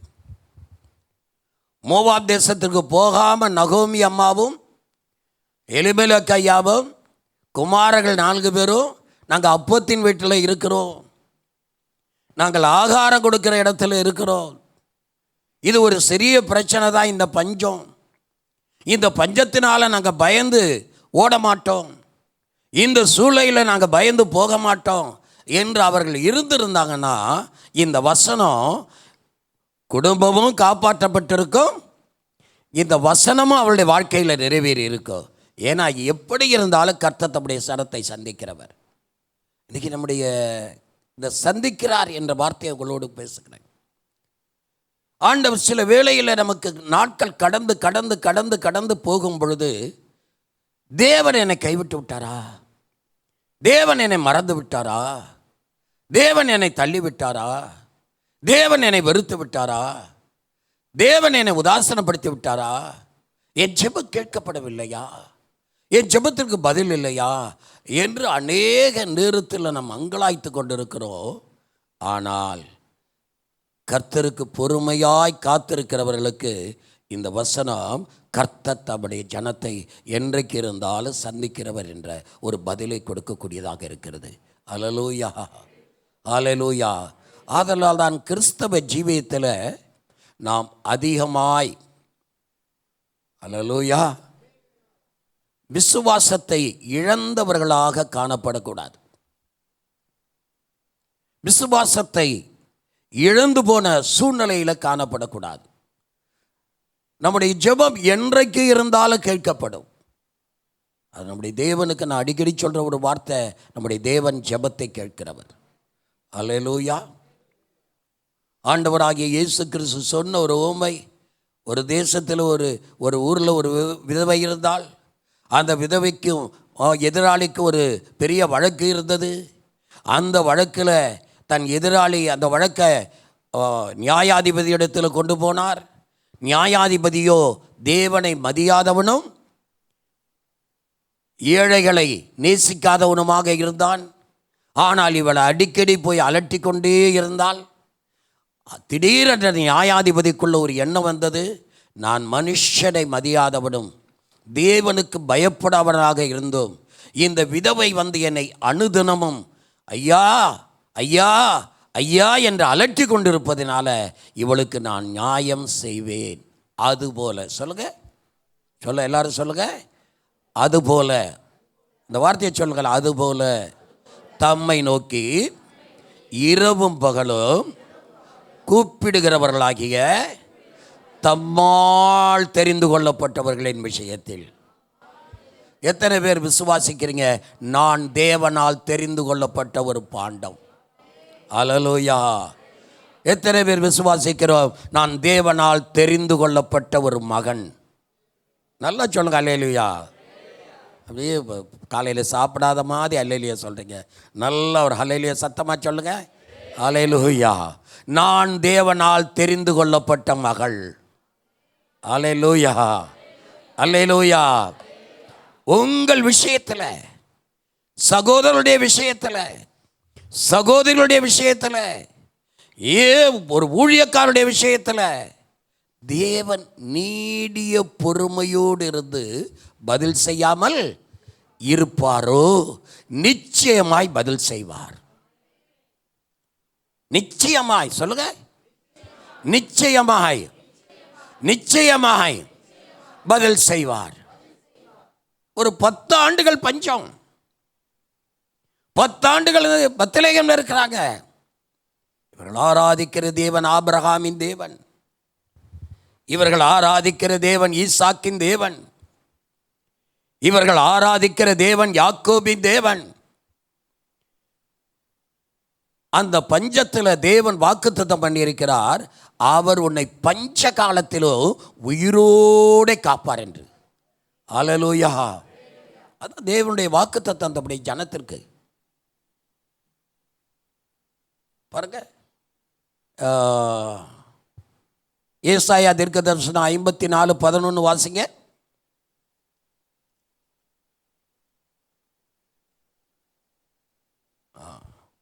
சிறுமைப்பட்டவளே, பெருங்காற்றில் அடிப்பட்டவளே, தேற்றரவற்றவளே, இதோ நான் உன் கல்லுகளை பிரகாசிக்கும்படி வைத்து நீல ரத்தினங்களை உன் அஸ்திபாரமாக்கி உன் பலகணிகளை பளிங்குக்கும் உன் வாசல்களை மாணிக்க கற்களும் உன் மதில்களை எல்லாம் உச்சிதமான கற்களும் ஆக்குவேன். உன் பிள்ளைகள் எல்லாரும் கர்த்தரால் போதிக்கப்பட்டு இருப்பார்கள். உன் பிள்ளைகளுடைய சமாதானம் பெரியதாயிருக்கும். நீ நீதியினால் ஸ்திரப்பட்டிருப்பாய், கொடுமைக்கு தூரமாவாய், பயமில்லாதிருப்பாய், திகிலுக்கு தூரமாவாய், அது உன்னை அணுகுவதில்லை. இதெல்லாம் தேவனுடைய வார்த்தை. நான் நகோமி சிறுமப்பட்டவள் என்பது ஆண்டவருக்கு தெரியும். ஆனால் அவர்கள் சுய புத்தியில் சார்ந்து மோவாப் தேசத்திற்கு போய்விட்டார்கள். ஒரு பெத்லகேமிலிருந்து மோவாப் 250 கிலோமீட்டரில் இருக்குது. இன்றைக்கு இருக்கக்கூடிய ஜோர்டான் தேசம்தான் அன்றைய மோவாபிய தேசம். உலகத்தில் இருக்கக்கூடிய எல்லா தேசங்களுடைய பேரும் மாறி மாறி இருக்கும். வேதத்தில் எல்லா தேசங்களுடைய பேரும் மாறி இருக்கும். ஆனால் இது இஸ்ரவேல்கிற தேசம் அன்றும் இஸ்ரவேல், இன்றும் இஸ்ரவேல். பார்த்தீங்களா? உலகத்தில் சுற்றிலும் இருக்கக்கூடிய பேரெல்லாம் மாறி இருக்கும். இன்றைக்கு இருக்கக்கூடிய பாலஸ்தீனம், இன்றைக்கு இருக்கக்கூடிய ஜோர்டான், இன்றைக்கு இருக்கக்கூடிய லெபனான், இன்றைக்கு இருக்கக்கூடிய சிரியா, இன்றைக்கு இருக்கக்கூடிய ஈராக், ஈரான், சவுதி அரேபியா, இந்த தேசங்களுடைய பேரெல்லாம் அது மோவாபிய தேசம், அம்மோனிய தேசம், கில்கானிய தேசம், கானானிய தேசம், எமோரியர் தேசம், ஏத்தியருடைய தேசம், இப்படி எல்லாம் இருக்கும்.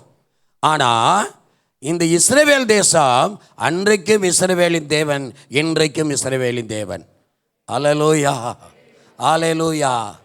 இந்த நகோமி கர்த்தர் தமது ஜனத்தை சந்தித்தார் என்று ஒரு நற்செய்தியை கேள்விப்படுகிறாள்.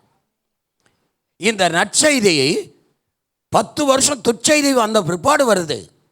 தன் கணவனை இழந்த பிற்பாடு, தன் குமாரர்கள் 2 இழந்த பிற்பாடு, இவளுடைய சரீர பலவீனமான பிற்பாடு கர்த்தர் தம்முடைய ஜனத்தை சந்தித்தார்.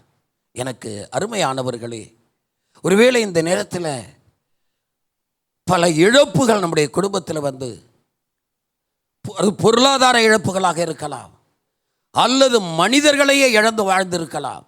அந்த இழப்புகள் வந்து நாம் வேதனைப்படுகிற நேரத்தில் கூட நாம் கர்த்தருக்கு பொறுமையாய் காத்திருக்கும் பொழுது நம்மை சந்திக்கிற ஒரு தேவன் அதை சரியாக்கக்கூடிய நேரம் வரும்.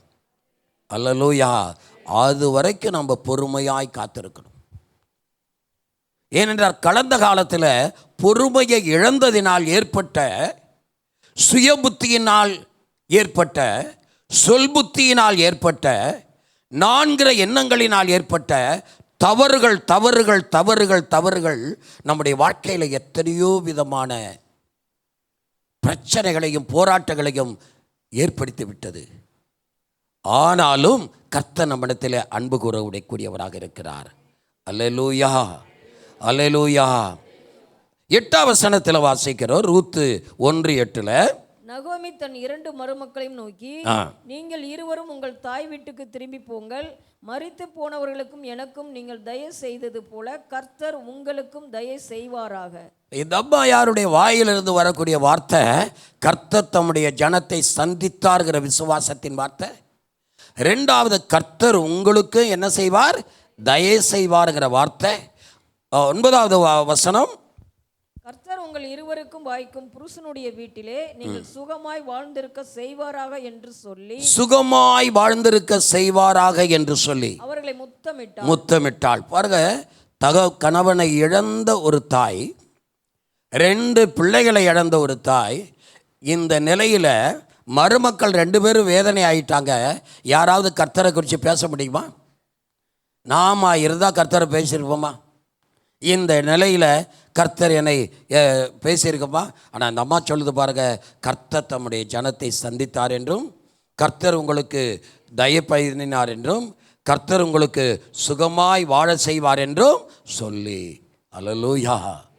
இந்த நேரத்தில் அந்த ஒரு மருமகள், இதான் வாலிபர்களுக்கு இருக்கக்கூடிய ஒரு காரியம். நான் விதவைகளுக்கு சொல்லவில்லை, வாலிபர்கள். பாருங்க, 16ஆம் வசனம். அதற்கு ரூத், நான் உம்மை பின்பற்றாமல் உம்மை விட்டு திரும்பி போவதை குறித்து என்னோட பேச வேண்டாம். நீர் போகும் இடத்திற்கு நானும் வருவேன், நீர் தங்கும் இடத்திலே நானும் தங்குவேன். உம்முடைய ஜனம் என்னுடைய ஜனம், உம்முடைய தேவன் என்னுடைய தேவன். இந்த ரூத்தினுடைய வார்த்தை, கர்த்தருக்கு ஸ்தோத்திரம். இவளுடைய விசுவாச வார்த்தையை பார்க்கிறோம். நான் உம்மை பின்பற்றாமல் உம்மை விட்டு திரும்பி போவது இல்லை என்பதை குறித்து நீ ஒன்றும் பேச வேண்டாம். நீ போகும் இடத்திற்கு நான் வருவேன், நீ தங்கும் இடத்துல நானும் தங்குவேன். உம்முடைய ஜனம் என்னுடைய ஜனம், உம்முடைய தேவன் என்னுடைய தேவன். 17ஆம் வசனம். நீர் மரணம் அடையும் இடத்தில் நானும் மரணம் அடைந்து அங்கே அடக்கம் பண்ணப்படுவேன். மரணமே அல்லாமல் வேறொன்றும் உம்மை விட்டு என்னை பிரித்தால் கர்த்தர் அதற்கு சரியாகவும் அதற்கு அதிகமாகவும் எனக்கு செய்ய கடவர் என்றாள். ரூத் ஒரு நோக்கத்தோடு தன் மாமியாரை பின்பற்றுகிறாள். அவள் இருக்கக்கூடிய நோக்கம், மாமியார் மேல் இருக்கக்கூடிய அன்பு ஒரு பக்கம் இருந்தாலும், மாமியார் ஆராதிக்கிற தேவன், எங்கள் மாமனார் ஆராதித்த தேவன், என் கணவன் ஆராதித்த தேவன், அவர் ஜீவனுள்ள தேவன். அல்லேலூயா. ஒரு அந்நிய தேசத்தில் வாழ்ந்திருந்தாலும் அவள் ஜீவனுள்ள தேவனை சரியாக தெரிந்து கொண்டாள். நாமும் கூட மோவாபியர்களைப் போல வாழ்ந்த நாம், கர்த்தருடைய காணியாட்சிக்கு புறம்பே இருந்த நாம், நம்மை ஆண்டவர் அழைத்திருக்கிறார். நம்முடைய விசுவாசம் இதுதான், நம்முடைய விசுவாசமாக இருக்க வேண்டும். எந்த சூழ்நிலையிலும், எந்த நிலைமையிலும், எந்த காரியத்திலும் கர்த்தர், நம்முடைய கண்கள் உலகத்தை நோக்கி போய்விடக்கூடாது. கர்த்தரை நோக்கி இருக்கும் பொழுது கர்த்தர் நம்முடைய விசுவாசத்தை அங்கீகரிக்கக்கூடியவராக இருக்கிறார். அல்லேலூயா, அல்லேலூயா, அல்லேலூயா. இந்த விசுவாசம் நம்முடைய விசுவாசமாக இருக்க வேண்டும். வேதத்தில் வாசிக்கும் போது கர்த்தருக்கு ஸ்தோத்திரம், 2ஆம் அதிகாரத்தில் வாசிக்கிறோம், 17ஆம் வசனம்.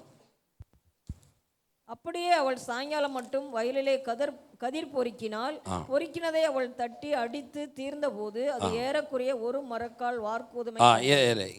8ஆம் வசனத்தை வாசிங்கம்மா. அப்பொழுது போவாஸ் ரூத்தை பார்த்து, மகளே கேள், பொறுக்கி கொள்ள வேறே வயலில் போகாமலும் இவ்விடத்தை விட்டு போகாமலும் இங்கே என் ஊழியக்கார பெண்களோடு கூடவே இரு. கர்த்தருக்கு ஸ்தோத்திரம். இங்கே நம்ம வேதத்தில் வாசிக்கும் பொழுது இந்த ரூத் தன்னுடைய மாமியோரோடு கடந்து பெத்லெகேம் போய்விடுகிறாள். மூத்தவள் ஒர்பாள் திரும்பவும் தன்னுடைய தேசத்திற்கு கடந்து போய்விடுகிறாள். இந்த சரித்திரம் நமக்கு தெரியும். ஆனால் ரூத்து நம்பி போனது மாமியார் அல்ல, தன்னுடைய விசுவாசம் நிறைந்த தன்னுடைய தேவனை நம்பி போனாள். அல்லேலூயா, அல்லேலூயா. இங்கே நாம் வேதத்தில் வாசிக்கும் போது 17ஆம் வசனம். அப்படியே அவள் சாயங்காலம் மட்டும் வயலிலே கதிர் பொறுக்கினாள். ஆ. பொறுக்கினதை அவள் தட்டி அடித்து தீர்ந்தபோது அது ஏறக்குறைய ஒரு மரக்கால் வார்கோதுமை கண்டது. அவள் அதை எடுத்து கொண்டு ஊருக்குள் வந்தாள். அவள் பொறுக்கின 12ஆம் வசனம். உன் செய்கைக்கு தக்க பலனை கர்த்தர் உனக்கு கட்டளையிடுவார். உன் செய்கைக்கு தக்க பலனை கர்த்தர் உனக்கு கட்டளையிடுவாராக. இஸ்ரவேலின் தேவனாகிய கர்த்தருடைய செட்டைகளின் கீழ் அடைக்கலமாய் வந்த உனக்கு அவராலே நிறைவான பலன் கிடைப்பதாக என்றான். இதுதான் ரூத்துக்கு தேவன் கொடுத்த வார்த்தை. கணவனை இழந்தவள், அந்நிய தேசத்தில் பிறந்தவள், தன் வயதான மாமியாரை பின்பற்றி வருகிறாள். மாமியார் இடத்துல சொத்தோ சுகமோ ஆஸ்தியோ அந்தஸ்தோ ஒன்றும் இல்லை. அவளுடைய விசுவாசம் முழுவதும் ஆண்டவரை நோக்கி இருந்தது. அல்லேலூயா. இதுதான் இங்கே பார்க்கிறோம். உன் செய்கைக்கு தக்க பலனை கர்த்தர் உனக்கு கட்டளையிடுவாராக. இஸ்ரவேலின் தேவனாகிய கர்த்தருடைய செட்டைகளின் கீழ் அடைக்கலமாய் வந்த உனக்கு அவராலே நிறைவான பலன் கிடைப்பதாக. ஒரு அல்லேலூயா சொல்லுவோம். சபையே, விசுவாசிகளே, நம்ம புறமதஸ்தர் மத்தியிலேருந்து வந்திருக்கிறோம், ஒரு கிராமங்கள்லேருந்து வந்திருக்கிறோம், அல்லது அறியாத குடும்பங்கள்லேருந்து வந்திருக்கிறோம். நம்ம யார்கிட்ட வந்திருக்கிறோம்னா, இஸ்ரவேலின் சேனைகளின் கர்த்தருடைய செட்டைகளில் அடைக்கலமாய் வந்திருக்கிறோங்கிறத நம்ம மறந்து விடக்கூடாது. Price the Lord. அடைக்கலமாய் வந்த தந்த பிள்ளைகளை கர்த்தர் ஒருபோதும் கைவிடவே மாட்டார். கைவிடாத தெய்வம் அவளோடு கூட இருக்கிறார். வேதத்தில் வாசிக்கும் பொழுது ரூத்து முன்னிலைமை தாய் குடும்பத்தை இழந்தாள், தன்னுடைய தேசத்தை இழந்தாள், நம்முடைய சொந்த பந்தத்தை இழந்தாள், தன்னுடைய கணவனை இழந்தாள், தன்னுடைய மாமனாரை இழந்தாள். ஆனால் விசுவாசத்தோடு அவள் தேவனை நம்பி, இஸ்ரவேலி தேவனை நம்பி அவருடைய செட்டைகளுக்குள்ளாக அடைக்கலமாய் வந்த உடனே கர்த்தர் அதை கண்டார். Praise the Lord. அல்லேலூயா. 3ஆம் அதிகாரத்தில் வாசிக்கும் பொழுது அவள் பெத்லெகேமுக்கு தன் மாமியாரோடு வந்துவிட்டாள். 10ஆம் வசனத்தில் வாசிக்கிறோம். அதற்கு அவன், மகளே, நீ கர்த்தரால் ஆசீர்வதிக்கப்படுவாயாக. மகளே, நீ கர்த்தரால் ஆசீர்வதிக்கப்படுவாயாக. நீ தரித்திரரும் ஐஸ்வர்யமான்களான வாலிபர்களின் பிறகே போகாததினால். பாருங்க, நீ தரித்திரரும் ஐஸ்வர்யவானுமான வாலிபர்களின் பிறகே போகாதபடி. ரூத் அழகுள்ளவள். மோவாபிய பெண் ஆகிய ரூத் மிக அழகானவள். அவன் நினைச்சிருந்தா மாமியாரை விட்டுட்டு நீ போயிட்டு வாங்க சலான்னு விட்டுட்டு ஏதோ ஒருத்தனை தரித்திரனோட ஏதோ ஒரு பணக்காரனோட போயிருக்கலாம். ஆனால் இஸ்ரவேலின் தேவனாகிய கர்த்தருடைய செட்டைகளில் அடைக்கலமாய் வந்திருக்கிறாள். ஒரு அல்லேலூயா சொல்லுவோம். அல்லேலூயா. இதை விட்டுவிடக்கூடாது.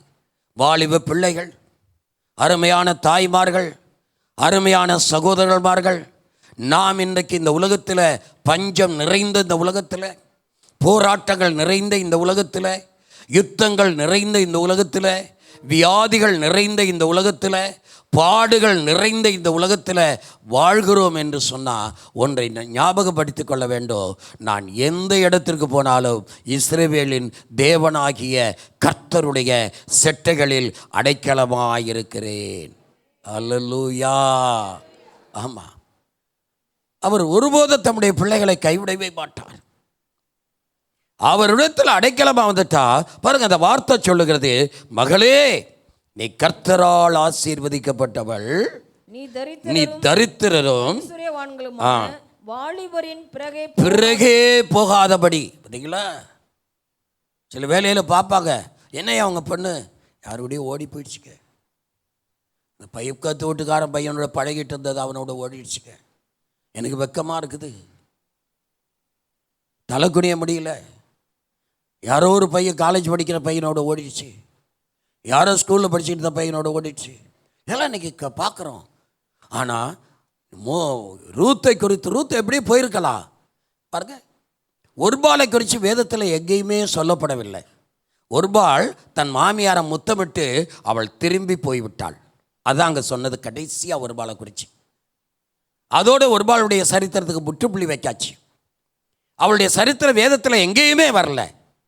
ஆனால் ரூத்து தன்னுடைய மாமியாரை பின்பற்றினது மாத்திரமல்ல, தெய்வாதி தெய்வன், இரட்சகர், மீட்பர், இஸ்ரவேலின் சேனைகளின் கர்த்தர் அவரை நம்பி வந்ததுனால அங்க அவளுடைய ஆசீர்வாதத்தை பாருங்க. நீ தரித்திரரும் ஐஸ்வர்யமானுமாகிய வாலிபரின் பிறகே போகாமல் உன் முந்தின நற்குணத்தை பார்க்கிலும் உன் பிந்தின நற்குணம் உத்தமமாயிருக்கிறது. ஒரு இலையிலே சொல்லுவோம், சொல்லுங்க. உன் முந்தின நற்குணத்தை பார்க்கிலும் உன் பிந்தின நற்குணம் உத்தமமாயிருக்கிறது. ஏன்னா உத்தமர்களுக்கு கர்த்தர் துணை. எந்த விதத்தில் தேவனுடைய பிள்ளைகளே, ஒரு வீடு கட்டுறதாக இருக்கட்டும், ஒரு பிஸ்னஸ் செய்கிறதாக இருக்கட்டும், அல்லது உங்களுடைய திருமண காரியங்களாக இருக்கட்டும், கடந்த காலத்தில் ஏற்பட்ட கசப்பு, வெறுப்பு, குடும்பத்தில் சூழ்நிலை, புயல், காற்று, சீற்றம், கலக்கம், இவைகளுக்கெல்லாம் காரணம் நாம் இஸ்ரவேலி தேவனுடைய செட்டைகளை விட்டுட்டு மனிதருக்கு பின்னால் போனது தான். மனிதர்களுக்கு பின்னால் போனதினால் ஏற்பட்ட அந்த நிலைமை இனி ரூத்துக்கு வராது. ரூத்து ஜீவனுள்ள தேவனை அறிந்து கொண்டாள். அல்லேலூயா. அதுதான் ரட்சிப்பு. இஸ்ரவேலின் தேவனாகிய கர்த்தருடைய செட்டைகளின் அடைக்கலமாய் இருக்கிறதா மீட்பின் வாழ்க்கை. முதல்ல இருந்த வாழ்க்கையை உலக மக்களை போல வாழ்ந்தாள். ஆனால் இப்போ ஒரு தீர்மானம் எடுத்துட்டா. இந்த தீர்மானத்தில் என்ன? நான் இஸ்ரவேலின் தேவனாகிய கர்த்தருடைய செட்டைகளில் அடைக்கலமாக இருக்கிறேன். என் முந்தின நற்குணத்தை பார்க்கலும் என் பிந்தின நற்குணம் உத்தமமாக இருக்கணும். நீ சபைக்கு வருகிற காலத்தில் இருந்த உன் வாழ்க்கை காட்டிலும் சபைக்கு வந்த பிற்பாடு உன் வாழ்க்கையில் உத்தமமான நற்குணங்கள் இருக்கணும், உத்தமமான ஜீவியம் இருக்கணும், உத்தமமான வாழ்க்கை பகுதி இருக்கணும். உத்தமர்களுக்கு கர்த்தர் எப்படி இருக்கிறாரு? துணையாக இருக்கிறார். சொல்லுங்க, உத்தமனுக்கு கர்த்தர் துணையாக இருக்கிறார். அல்லேலூயா. சில வேளையில் நம்ம கேட்கலாம், ஆண்டவரே ஏன் என் வாழ்க்கையில் அது சம்பவிச்சது, ஏன் வாழ்க்கையில் நடந்தது? ரோமரில் ஆண்டவர் பதில் சொல்லுகிறார். ரோமர் 8:28 வாசிக்கிறோம். ரோமர் 8:28. அன்றியும் அவருடைய தீர்மானத்தின்படி அழைக்கப்பட்டவர்களாய் தேவனிடத்தில் அன்பு கூறுகிறவர்களுக்கு சகலமும் நன்மைக்கு ஏதுவானதாக நடக்கும். அல்லேலூயா. ஆமா, புயல் வீசிடுச்சு, நான் எதிர்பார்க்காத சம்பவம் நடந்துருச்சே. நான் ஆண்டவரை சிறு வயதில் ஏற்றுக்கொண்டேன். நடந்தது பூரா நன்மைக்கு ஏதுவாதாக நடந்திருக்குது. நீங்கள் நினைச்சு பாருங்க. இதெல்லாம் வாழ்க்கையில் ஒரு வேளை என் வாழ்க்கையில் இது சம்பவிக்காமல் இருந்தது நான் செத்து போயிருப்பேன். சம்பவிச்சதுனால தான் உயிரோடு இருக்கிறேன். Price the Lord. ஒரு டேர்னிங் பாயிண்ட். கர்த்தர் பாதுகாக்கக்கூடியவராக இருக்கிறார். 11வது வசனம். இப்போது மகளே நீ பயப்படாதே, உனக்கு வேண்டியதை எல்லாம் செய்வேன், நீ குணசாலி என்பதை என் ஜனமாகிய ஊரார் எல்லாரும் அறிவார்கள். இதுதான் சாட்சி.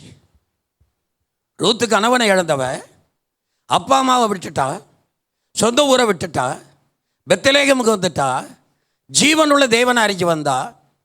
உன்னுடைய தேவன் என்னுடைய தேவன், நீ ஆராதிக்கிற தேவன் நான் ஆராதிக்கிற தேவன்.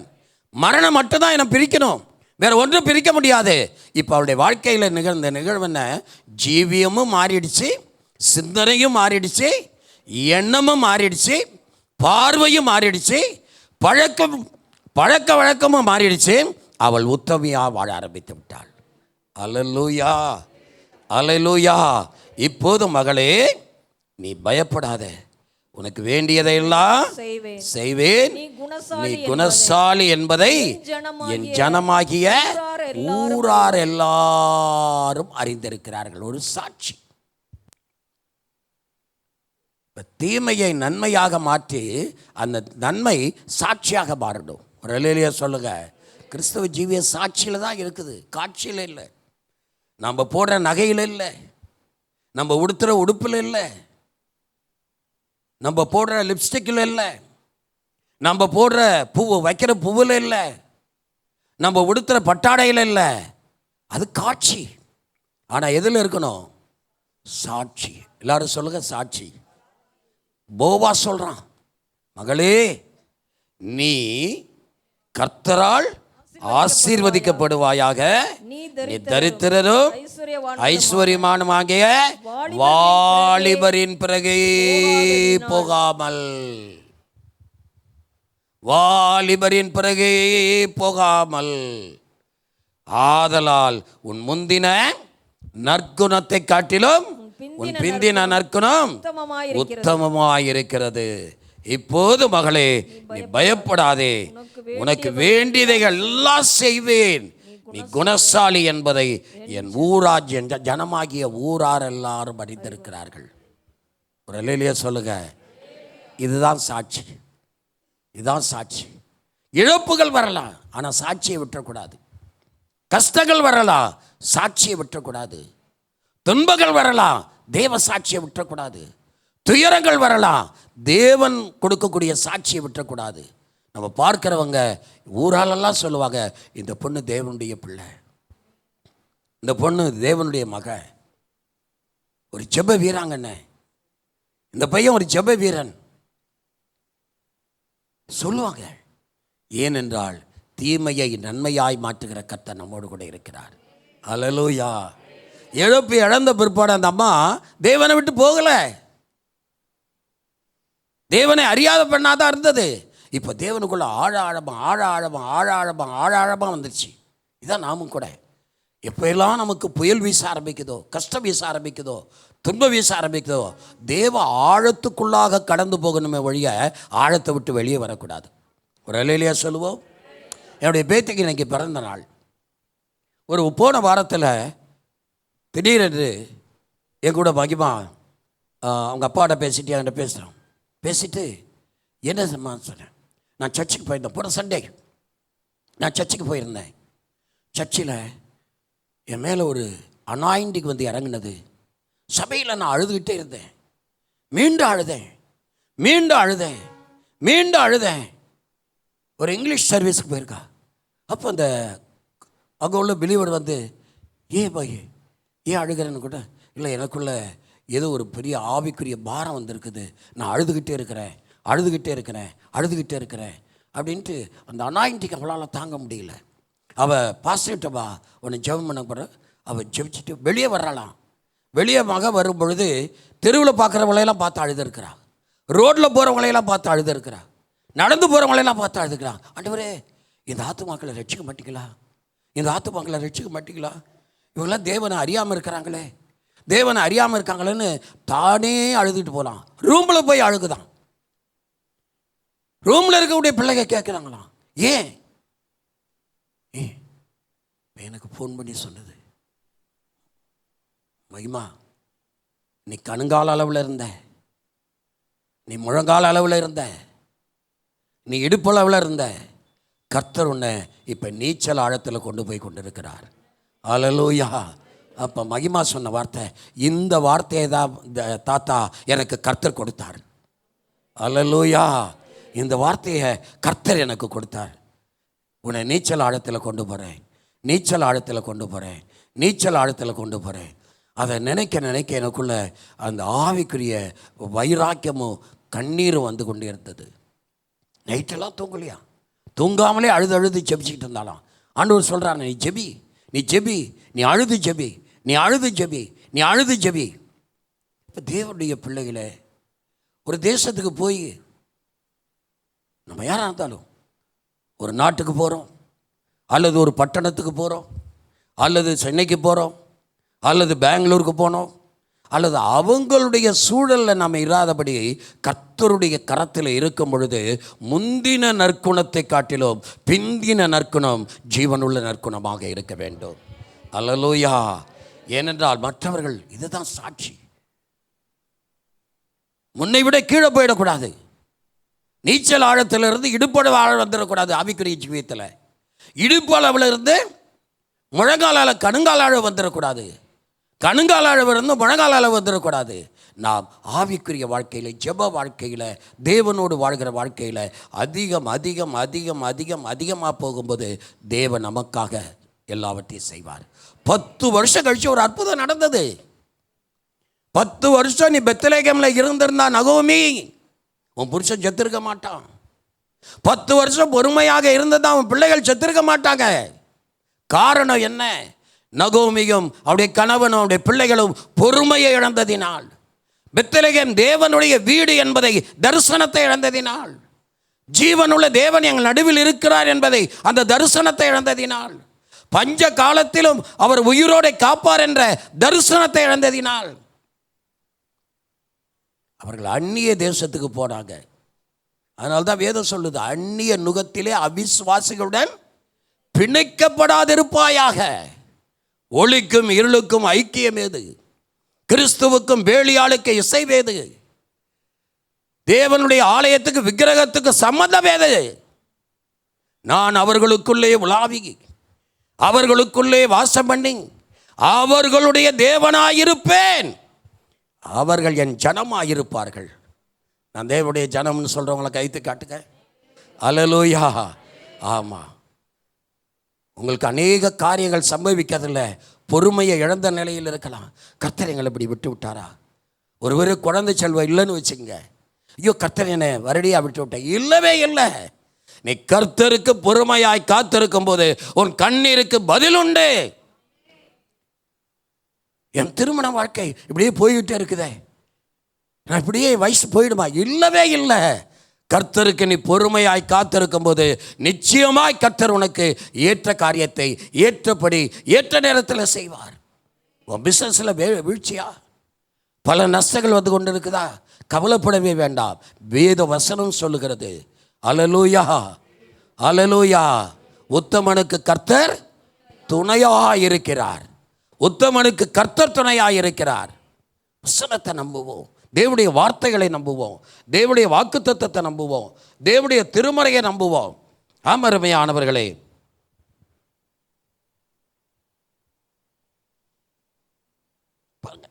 பதினெட்டாம் வசனத்தை வாசிக்க. 3:18.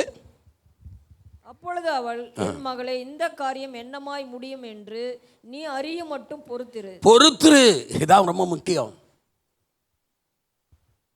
அந்த பையன் நல்லா இருக்கிறான், இந்த இது நல்லா இருக்குது, இது அப்படி இருக்குது, இது இப்படி இருக்குது என்று உன்னுடைய வாழ்க்கையில் தானே யாரும் நம்ம போட்டதெல்லாம் போதும், ஏற்பட்ட நஷ்டமெல்லாம் போதும், குடும்பத்தில் ஏற்பட்ட கண்ணீரெல்லாம் போதும், வாழ்க்கையில் ஏற்பட்ட துயரமெல்லாம் போதும், பெற்றோர்கள் விட்ட பெருமூச்செல்லாம் போதும், இனி பொறுத்துரு. பொறுத்துருங்கிற வார்த்தை இன்னொன்று இருக்குது தெரியுமா? கர்த்தருடைய காரியத்தில் அடங்கியிரு. அல்லேலூயா. எதுவாக இருந்தாலும் கர்த்தருடைய கரத்தில் அடங்கியிரு.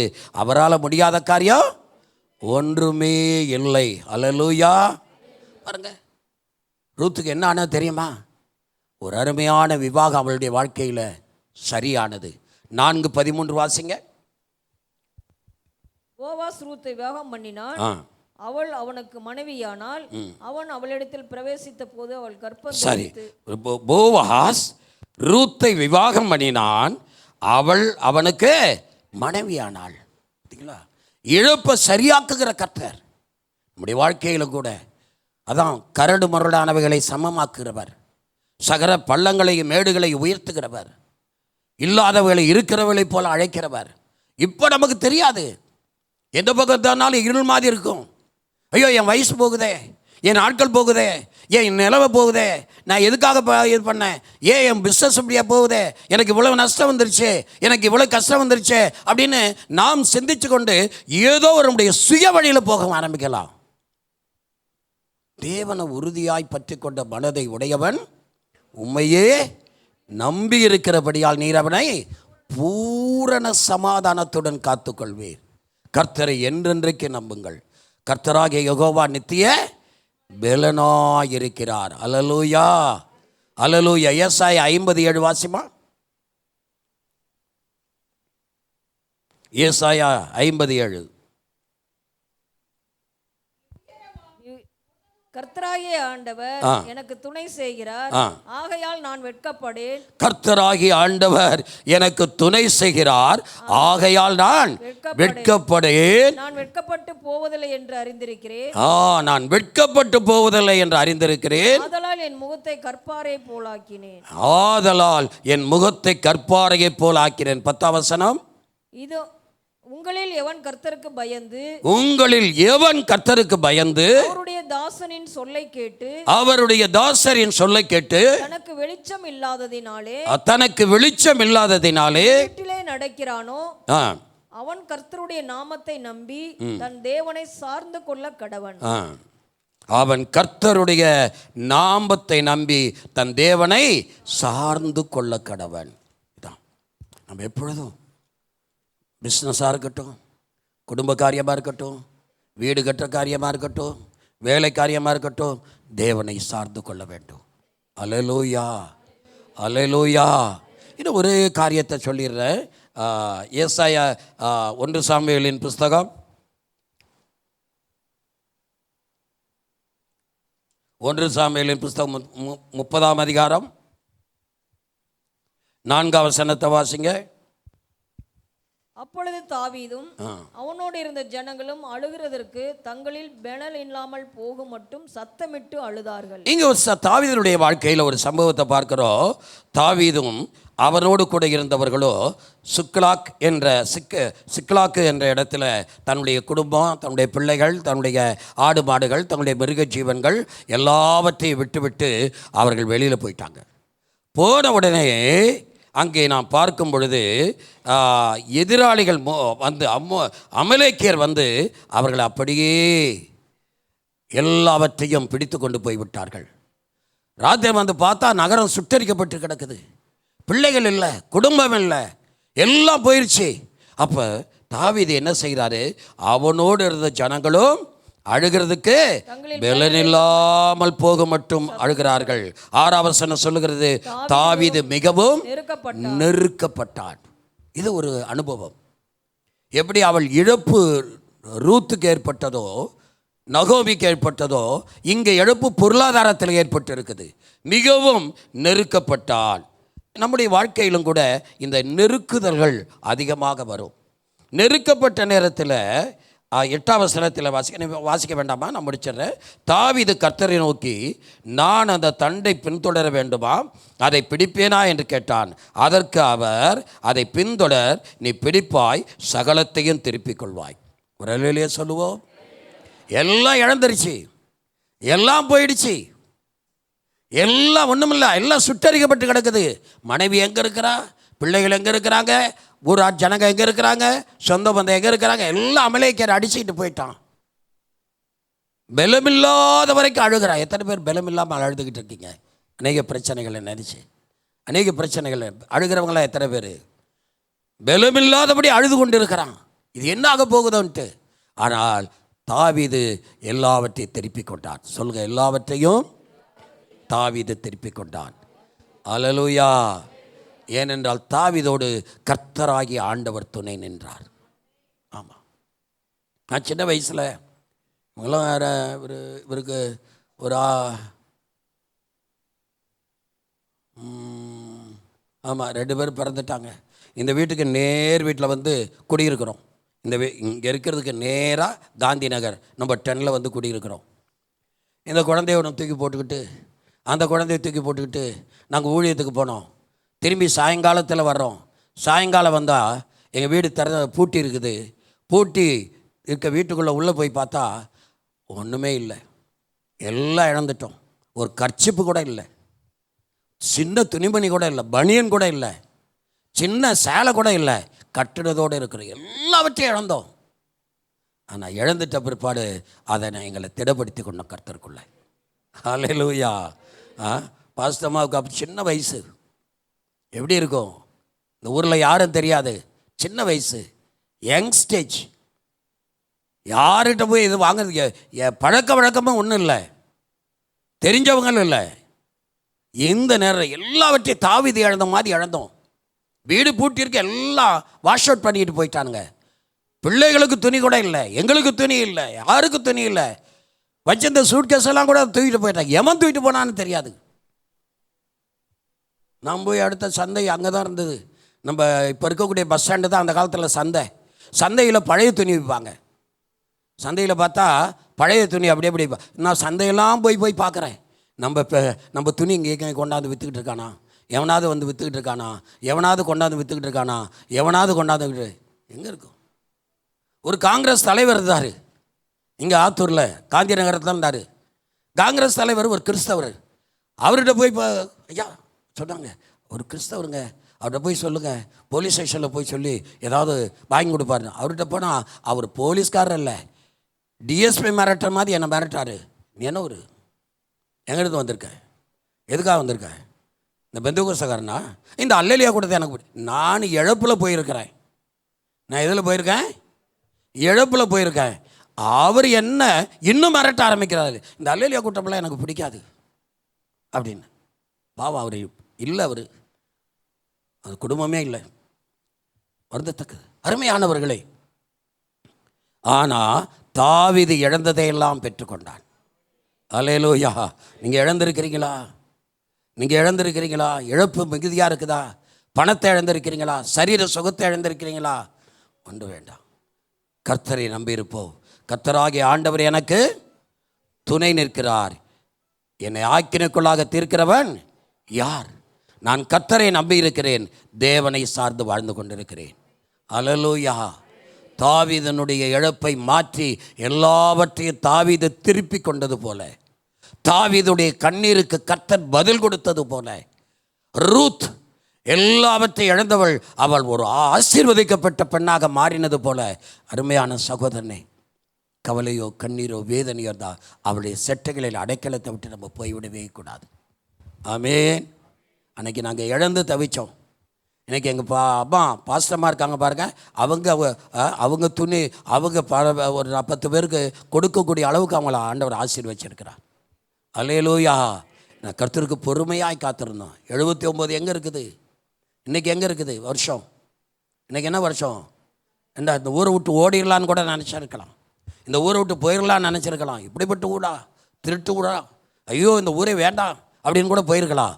ஆனால் கர்த்தர் கைவிடாதவர், கர்த்தர் கைவிடாதவர். சொல்லுங்கள், எத்தனை பேர் கர்த்தர் கைவிடாதவர்? அல்லேலூயா, அல்லேலூயா. ரூத்தினுடைய தேவன் நம்முடைய தேவன், ஆபிரகாம் ஈசாக்கை யாக்கோபுடைய தேவன் நம்முடைய தேவன், தாவீதுடைய தேவன் நம்முடைய தேவன். அதனால தான் தாவீது சொல்கிறார், என் ஆத்துமாவே ஏன் கலங்குகிறாய், ஏன் எனக்குள் தேங்குகிறாய்? தேவனை நோக்கி காத்திரு, நீ நம்புகிறது அவரால் வரும். உங்கள் இருதயம் கலக்கத்தோடு இருக்குதா? பல லட்சத்தை இழந்துட்டனே, என் வீட்டை இழந்துட்டனே, எங்கள் அப்பா அம்மாவை இழந்துட்டனே, என் கடந்த காலத்தில் இவ்வளவு இழப்புகளை உண்டாயிடுச்சு, நான் இன்னைக்கு ரெக்க உடைஞ்ச பறவையை போல இருக்கிறேனே, சிறகற்ற பறவை போல இருக்கிறனே, என் ஆதரிக்க யாருமே இல்லையே. நீ இஸ்ரவேலின் தேவனாகிய கர்த்தருடைய செட்டைகளில் அடைக்கலமாயிருக்கிறாய் என்பதை மறந்து விடாத. உங்கள் அப்பா அம்மா அடைக்கலம் கிடையாது, உங்கள் அண்ணன் தம்பி அடைக்கலம் கிடையாது, உங்கள் குடும்பத்தார் அடைக்கலம் கிடையாது, சொந்த பந்தம் அடைக்கலம் கிடையாது, ஏதோ சம்பாதிக்கிற சம்பாத்திய அடைக்கலம் கிடையாது. இஸ்ரவேலின் தேவனாகிய கர்த்தருடைய செட்டலை அடைக்கலமாக, செட்டை அடைக்கலமாக இருக்குது. அல்லேலூயா. சொல்லுங்கள், அல்லேலூயா. இந்த விசுவாசம் நமக்கு ஆணித்தரமாக இருக்க வேண்டும். ஒரே கடைசியாக வசனம், ரோமருக்கு எழுதப்பட்ட நிருபம் 8ஆம் அதிகாரம் 32ஆம் வசனத்திலிருந்து வாசிங்க. ரோமர் 8:32 முடிச்சிடுறேன். சத்தியத்தை அறிவீர்கள். ரோமர் 8:32. சத்தியத்தை அறிவீர்கள், சத்தியம் உங்களை விடுதலையாக்கும் என்றார். அவர்கள் அவருக்கு பிரதி உத்தரமாக, நாங்கள் ஆபிரகாமின் சந்ததியார். ரோமர் 8மா எதில் வாசிக்கிறீங்க? எதையும் ஞாபகப்படுத்திட்டு எதையும் வாசிக்கிறீங்க? தம்முடைய சொந்த குமாரன் என்று, தன்னுடைய சொந்த குமாரன் என்று பாராமல் எல்லாருக்காகவும், நாம் எல்லாருக்காகவும் ஒப்பு கொடுத்தவர், அவரையே ஒப்பு கொடுத்தவர், அவரோடு கூட மற்ற எல்லாவற்றையும் அருளாத. எல்லாரும் எழுந்து நிற்போம். இந்த வார்த்தையை சொல்லுங்க, இந்த வசனத்தை சொல்லுங்க, எல்லாரும் கையை உயர்த்தி சொல்லுங்க. தன்னுடைய சொந்த குமாரன் என்றும் பாராமல் அவரையே எனக்காக ஒப்பு கொடுத்தவர், அவரோடு கூட மற்ற எல்லாவற்றையும் அருளாதிருப்பது எப்படி? வாசிங்கம்மா. சரி. தேவன் தெரிந்து கொண்டவர்கள் மேல் ஆ. குற்றம் சாட்டுகிறவன் யார்? தேவனே அவர்களை நீதிமான்களாக தேவனே அவர்களை நீதிமான்களாக்கி இருக்கிறார். ஆக்கினைக்குள்ளாக தீர்க்கிறவன் யார்? ஆக்கினைக்குள்ளாக தீர்க்கிறவன் யார்? கிறிஸ்துவே மரித்தவர், கிறிஸ்துவே மரித்தவர், அவரே எழுந்தும் இருக்கிறவர், அவரை எழுந்தும் இருக்கிறார், அவரே தேவனுடைய வலது பார்சத்தில் அவரே தேவனுடைய வலது பார்சத்தில் இருக்கிறார், நமக்காக வேண்டுதல் செய்கிறவரும் அவரே. நமக்காக வேண்டுதல் செய்கிறவரும் அவரை. சொல்லுங்க, எனக்காக வேண்டுதல் செய்யக்கூடிய என் தகப்பனை, என் இரட்சகரை நான் தெய்வமாக பெற்றிருக்கிறேன். அவருடைய செட்டைகளில் அடைக்கலமாயிருக்கிறேன். எனக்கு விரோதமாயிருப்பவன் யார்? அல்லேலூயா, அல்லேலூயா, அல்லேலூயா. அப்படியே கண்களை மூடுங்க, அப்படியே கண்களை மூடுங்க, அப்படியே ஆண்டவர் நோக்கி பாருங்க. கர்த்தர் நமக்காக யாவையும் செய்து முடிப்பார். சோர்ந்து போக வேண்டாம், கலங்க வேண்டாம். கர்த்தர் நல்லவர், எப்பொழுதுமே நல்லவர். ஹல்லேலூயா.